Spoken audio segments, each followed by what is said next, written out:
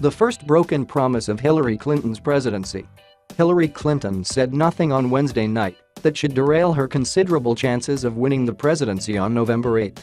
But if she wins, one simple promise she repeated over and over again could come back to haunt her re-election bid in 2020. "I also will not add a penny to the debt," Clinton said toward the beginning of her final presidential debate performance. She made a similar pledge 2 more times that night, and it's a line she has used before on the campaign trail. It's a shorthand reference to the fact that although she has proposed hundreds of billions in new federal spending for infrastructure, paid family leave, education, and other items, she would pay for those investments by raising an equal or greater amount in revenue through higher taxes on the wealthy and corporations.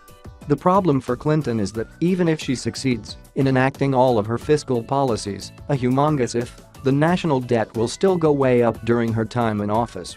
The national debt now stands at about $19.7 trillion, and if policymakers wanted to keep it there, they'd have to approve hundreds of billions of dollars in immediate spending cuts or tax increases, neither of which Clinton is actually proposing.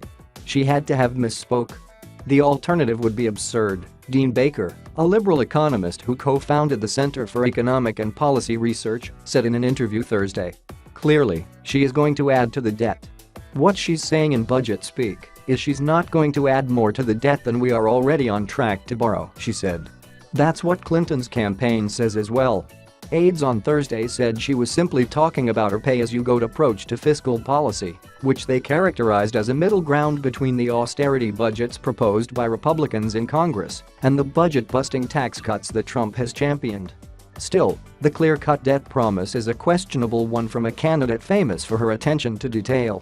For support, her campaign highlighted an analysis of her economic plans by the Committee for a Responsible Federal Budget.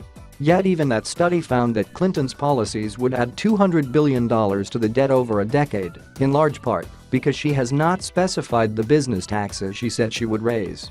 Still, Clinton would be on stronger footing if she had used the word deficit instead of debt.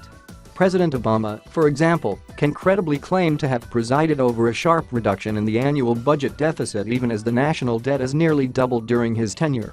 And while the current campaign hasn't focused on policy, it's easy to see how Republicans in 2 or 4 years could turn Clinton's pledge not to add a penny to the debt into the next iteration of George H.W. Bush's "Read My Lips." No new taxes or Obama's healthcare assurance. If you like your plan, you can keep it. The TV ad juxtaposing Clinton's words, and the national debt clock practically writes itself.